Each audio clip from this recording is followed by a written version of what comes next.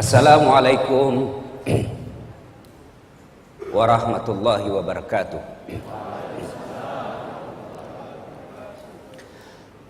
Alhamdulillah, alhamdulillahi rabbil alamin. Wa bihi nasta'inu ala umurid dunya waddin. Asyhadu an la ilaha illallah wa asyhadu anna Muhammadan abduhu wa rasuluh.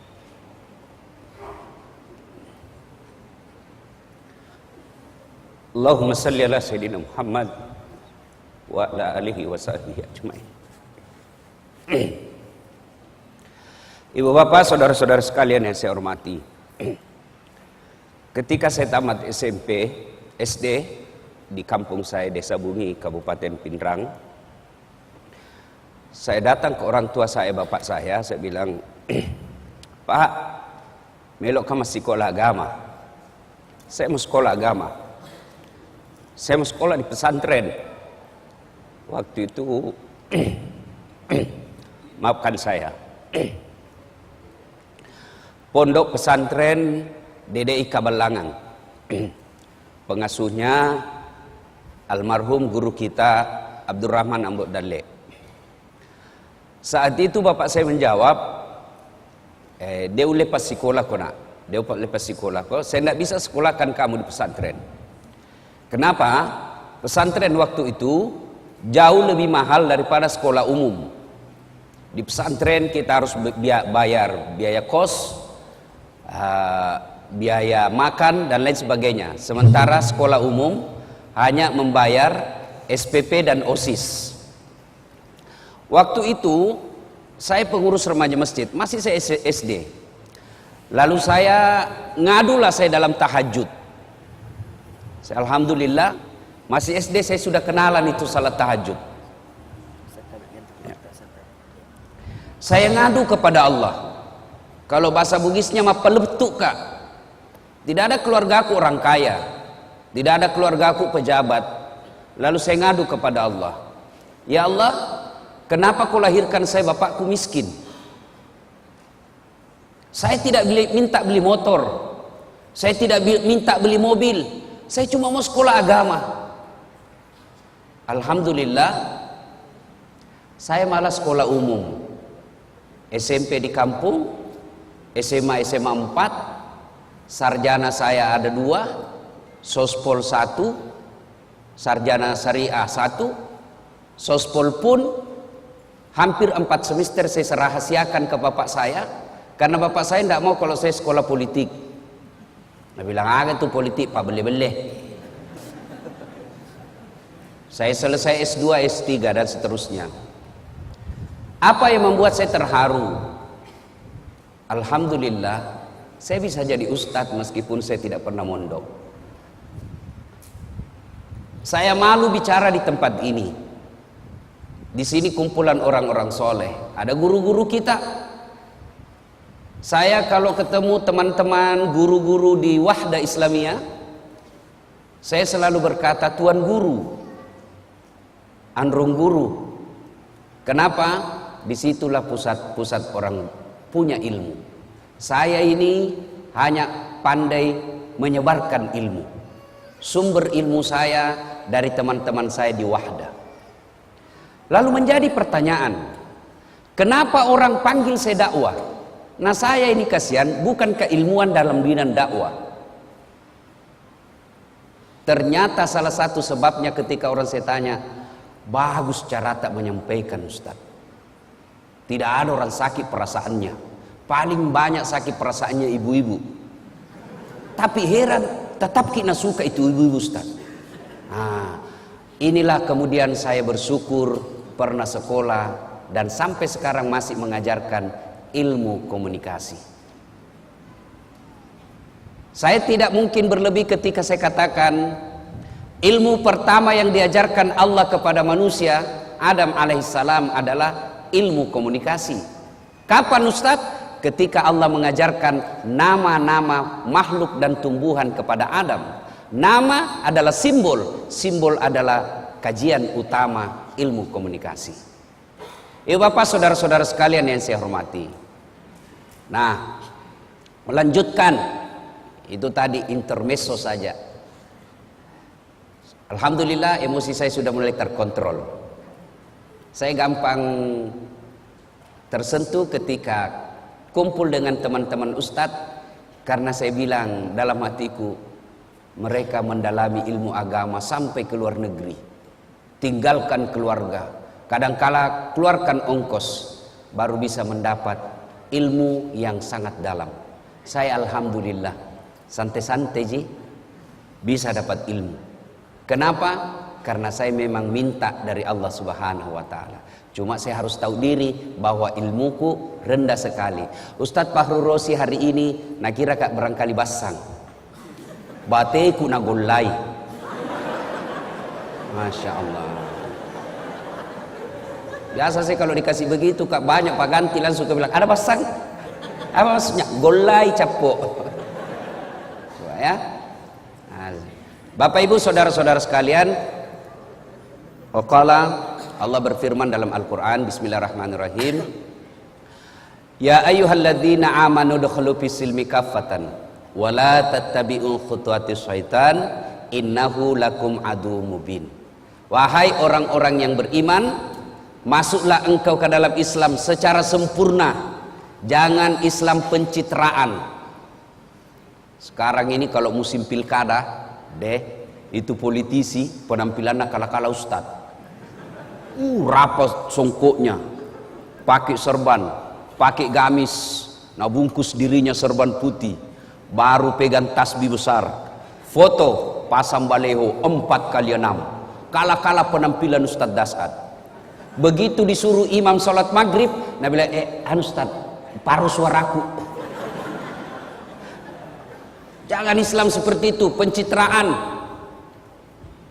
Dan masuklah ke dalam Islam secara benar, dan janganlah engkau ikuti langkah-langkah setan, karena sesungguhnya setan itu musuh yang nyata bagi kalian. Nah, kira-kira kalau pengajian begini Bu, ada enggak setan di tengah-tengah kita? Kira-kira ada setan Ibu? Ada. Bukan popo, bukan parakang, bukan uka-uka. Tapi apa setan yang ada di tengah-tengah kita? Bentuknya handphone. Apa? Orang sudah ceramah masih menggesek. Katanya mau dengar pengajian, mak download ji. Simpan dulu HP. Serius kayak ini, serius, simpan dulu. Simpan dulu. Bagaimana kita mau dengar ceramah kalau kita fokus di HP? Ada juga pura-pura foto itu. Padahal dalam hatinya dia HP baru. Ada yang lebih parah, udah foto kak dulu, baru nak share di grup Tablik Akbar bersama Ustadz Dasad. Tapi itu ji bajunya nak pakai waktu di TV One. Itu ada juga begitu. Nah ibu bapak saudara-saudara sekalian, pada Tablik Akbar kali ini tema yang saya ingin sampaikan fokus pada cinta. Adik-adik ini yang banyak kacuping-kacuping. Ini adik-adik percayalah, semua penyakit kita ingin cepat sembuh. Mau penyakit kusta, sakit kepala, sakit gigi, sakit utang, semua kita ingin cepat sembuh. Satu-satunya penyakit yang kita tidak mau sembuh adalah penyakit jatuh cinta. Inilah penyakit jatuh cinta, nggak mau kalau sembuh, maunya kita jatuh cinta selamanya. Nah, bicara tentang cinta saya tidak mau ceramah. Saya hanya ingin menyampaikan kisah-kisah bagaimana cinta, dakwah dengan cinta. Satu, adik-adik pernah, saudara-saudara, bapak ibu pernah dengar kisah Rasulullah Sallallahu Alaihi Wasallam di Taif. Rasulullah mendapat tekanan di Mekah, mendapat hinaan, mendapat cemoohan, teror secara fisik, teror secara mental. Fisiknya dilempari, mentalnya diludahi, rumahnya dipasangi duri. Lalu siapa yang lakukan itu? Bukan orang lain. Siapa? Keluarganya sendiri. Siapa? Abu Lahab. Tahu itu Abu Lahab deh? Tahu ke Abu Lahab? Tahu? Sepuh satu kali saudarana bapak Nabi. Bahasa Perancisnya Amurena Nabita. Perancis itu Pare-Pare dan sekitarnya.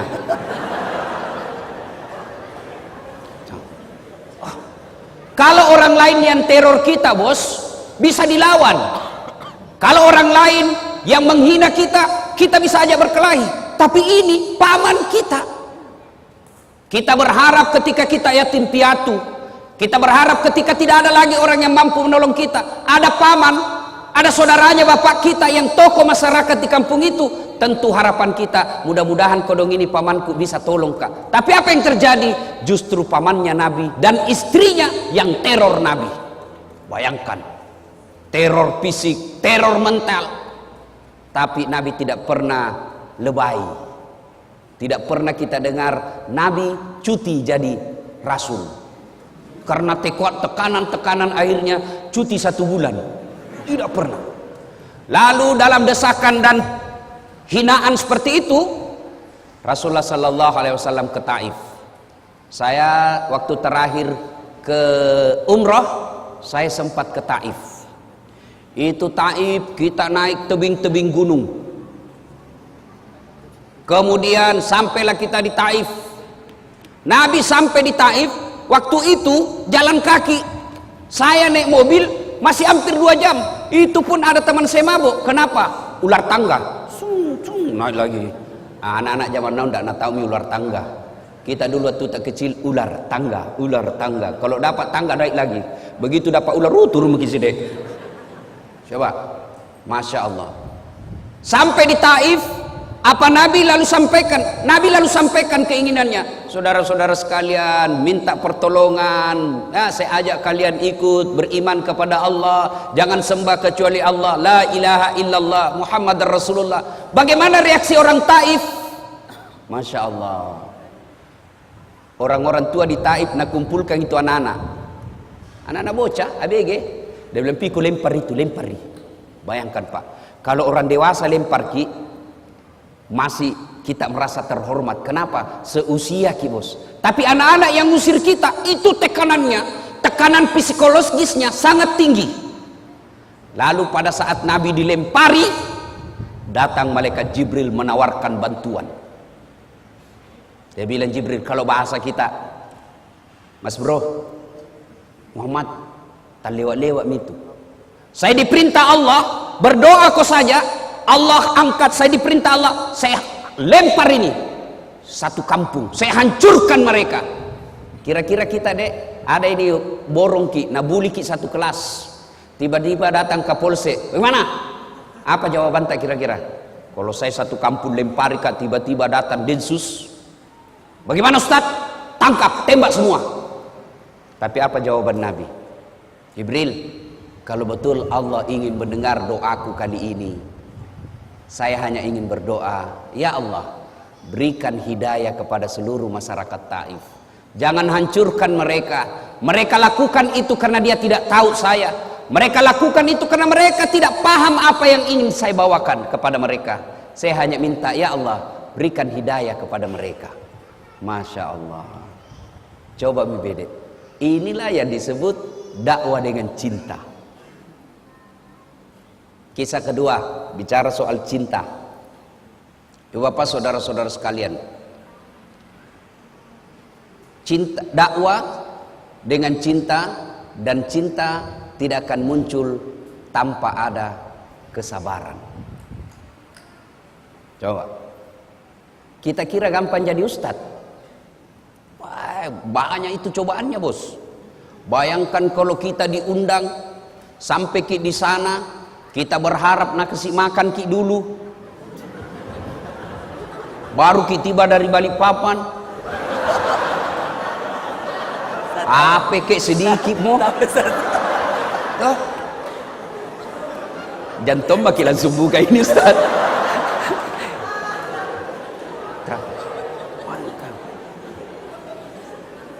Coba, tidak gampang jadi ustadz. Belum lagi saya pernah diundang ke Pulau Kijang. Pulau Kijang Sumatera, Riau, tapi pedalaman. Waktu nak telepon kak, Assalamualaikum Ustaz. Waalaikumsalam. Betul Ustaz Dasat, betul sekali. Kenapa ki? Kami ini orang Bugis yang ada di tanah Sumatera, Pulau Kijang. Oh, ringkas kisah, merenung ki kasih Ustaz loma ceramah ko Kampota. Bugis. Oh, jago ini orang Bugis ini. Ya, jadi Saya minta tolong jelaskan bagaimana ke sana. Dia bilang, Ustadz, naik pesawat dulu ke Jakarta, dari Jakarta kemudian ke Jambi, dari Jambi menyeberang speed ke Pulau Kijang. Saya bilang, berapa lama naik speed? Tidak sampai 2 jam Ustadz. Loh, sama aja di Kalimantan ini. Oke lah. Begitu saya sudah naik di speed, ternyata bukan speed, apa? Katinting. Bilang, itu speed itu kan yang cepat. Ini katinting, toko. Mati ku bilang. Mulai mak jengkel di situ, mulai mak jengkel. Sudah. Tanam mak, astagfirullah. Saya lihat jamku, 1 jam lebih, astagfirullah. Begitu 2 jam, belum sampai. Dalam hatiku Nabi bilang ini, tidak sampai 2 jam, 2 jam ini.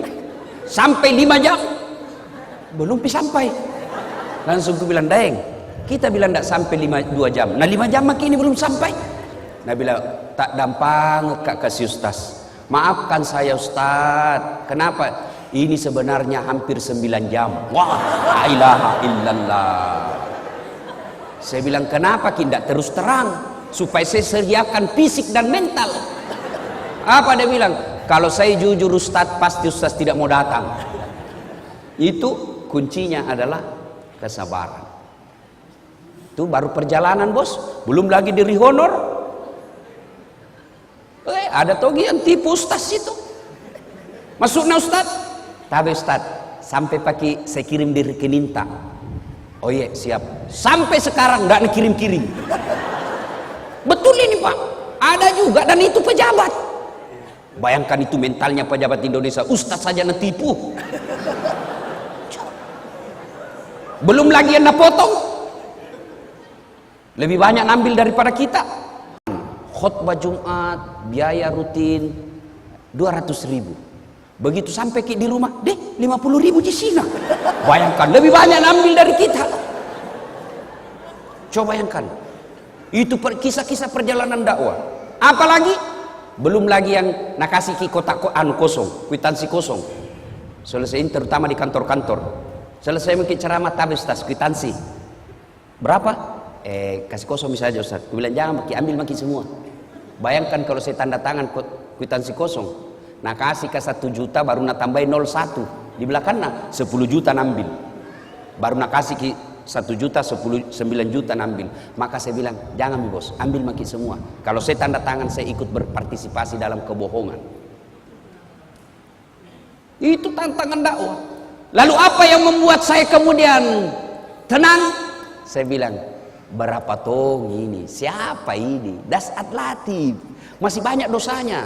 Masih cinta dunia. Masih mau poligami. Kenapa kita ketawa ibu? Daripada saya bilang tidak baru dalam hatiku iya. Munafik namanya. Mau tapi tidak berani. Itu jadi masalah. Berani apa enggak? Itu jadi masalah bos. Bale-bale bapak kalau tidak mau poligami sini. Kita masih cinta dunia, masih banyak dosa, masih ngejar-ngejar, ya sudahlah. Berapa tong? Kena kita ujian-ujian dakwah, resepnya sabar. Rasulullah sallallahu alaihi wasallam. Masya Allah. Wallahu alam. Ini kisah kedua. Saya tidak tahu sahih atau tidak. Saya itu kalau baca kisah, saya tidak lihat sahih tidaknya. Yang saya ambil adalah makna dari kisah itu. Suatu ketika Nabi pergi dakwah, pergi masjid. Tiba-tiba di atas ketinggian ada orang kafir Quraisy naludai Nabi. Kena kepalanya Nabi. Kira-kira kau anak muda, kalau diludai dari atas apa jawabanmu? Mana mau pemburu hidayah ambil batu, kurang ngajar. Baru kisah 1 bulan kena hidayah, mencoba lagi.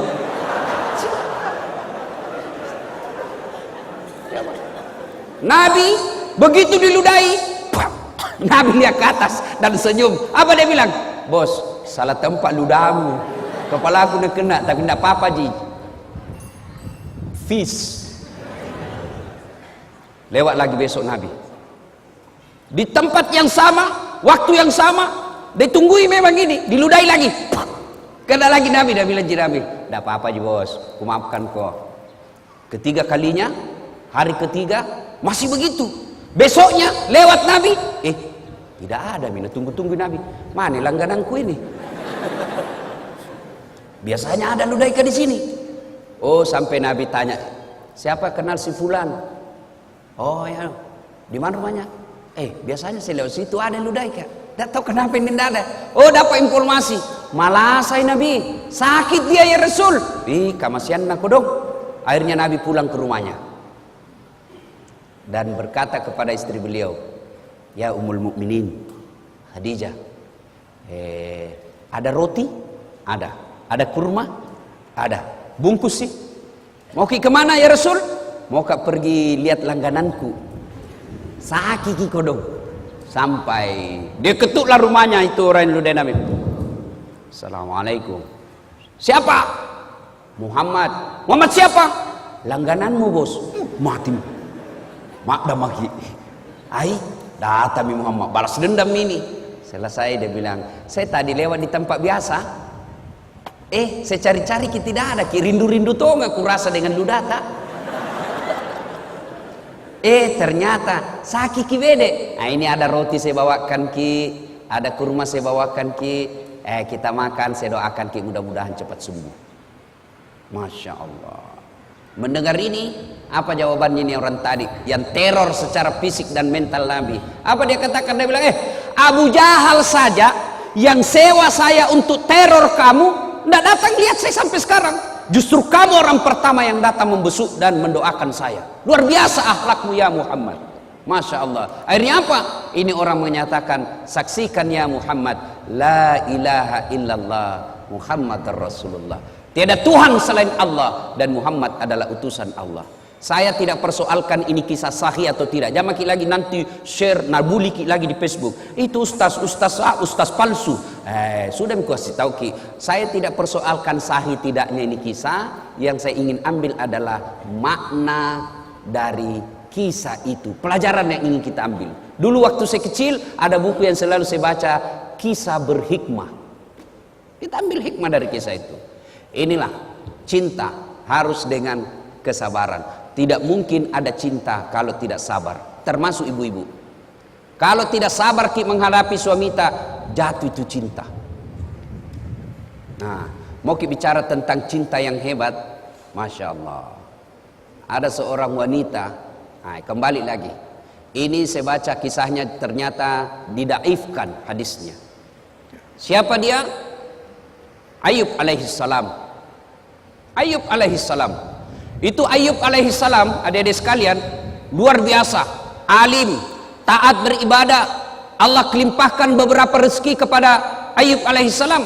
Tapi hebatnya Ayub alaihissalam, kaya dermawan, kaya sogi malabo. Yang banyak di Indonesia, kaya pelit, kaya seke, kikirigala paku jambatang. Pelit, bakil. Tahu orang di kampungku bilang kikiri galang paku jambatan. Apa artinya kikiri galang? Kikirim itu galang, tidak mau makan. Paku jambatan basi nupaku, tidak mau mempan. Itu orang pelit. Duduk maki sama-sama berharap karena dia kaya na traktir tidak tong, langsung saja tabes tas pulang dulu. Dalam hatiku tidak tong na bayar kanga ini. Coba, itu orang kikir. Ini Ayub alaihissalam kaya dermawan. Lalu seluruh malaikat memujinya. Luar biasa Ayub alaihissalam. Malaikat ikut memujinya. Satu makhluk Allah yang cemburu. Siapa?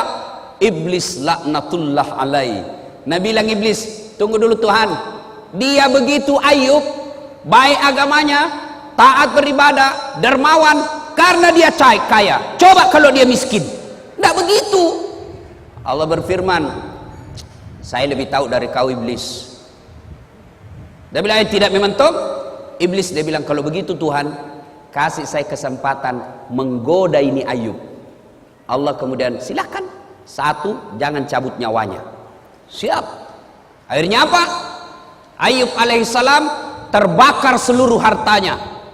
Kebun-kebunnya musnah. Binatang-binatang ternaknya mati karena penyakit. Begitu miskin, datang iblis. Ayub masih bersikir, dibisik. Ayub, sudah mau. Apalagi kau puji-puji Tuhanmu? Bayangkan ambil hartamu. Jangan kau puji-puji Tuhanmu. Apalagi Tuhan apa itu Tuhanmu? Apa kata Ayub alaihissalam? Bos, yang kau banyak bicara di situ nah? Bukan begitu di hadis, bukan. Ini bahasa Ustaz. Supaya enak didengar, bos. Tuh, bayangkan kalau lapar kita baru serius sekali, tambah lapar orang. Tuh. Nah. Makan dulu Pak. Akhirnya apa? Apa kata Ayub? Dengar baik-baik adek. Dengar baik-baik ibu. Alhamdulillah, sempakah kaya, sempakah punya kebun, sempakah punya binatang ternak. Banyaknya orang kodong sampai sekarang tidak ada kebunnya, tidak ada ternaknya. Ini harta titipan Allah. Inna lillahi wa inna ilaihi rajiun. Allah yang kasih saya di dunia, Allah ingin ambil, silakan. Yang penting lebat Tommy. Nabi bilang orang Bugis, taruh meti ko pura muir rede. Oh, Nabi bilang, kalau bahasa kita, dia bilang, kira-kira kalau bahasa kita ya, apai. Dia bilang itu iblis, apai. Masih mau kok? Hebat gitu. Nabi bilang tidak. Itu Ayub begitu karena dia anaknya. Coba kalau tidak ada anaknya. Allah berfirman, tidak ada anaknya atau tidak, dia taat. Akhirnya apa? Wafat lagi anaknya. Datang lagi iblis. Bos, sudah itu kau sembah Tuhanmu. Bayangkan, dari ada hartamu, nambil mi. Sekarang anakmu lagi nambil, sudah mi. Apa kata Ayub alaihissalam? Jangan kau banyak bicara di situ deh. Bosan kuliah kok. Coba. Alhamdulillah, sempat kau punya anak. Banyaknya itu orang kodong bertahun-tahun sampai tua tidak punya anak. Alhamdulillah, ada anakku. Setan tak kancing. Tapi dia jujur lagi sama Allah. Tidak memang Tuhan. Coba kalau dia sakit, tidak mungkin dia begitu. Allah dia bilang, saya lebih tahu sehat atau sakit. Dia tetap sabar beribadah kepada aku. Akhirnya apa?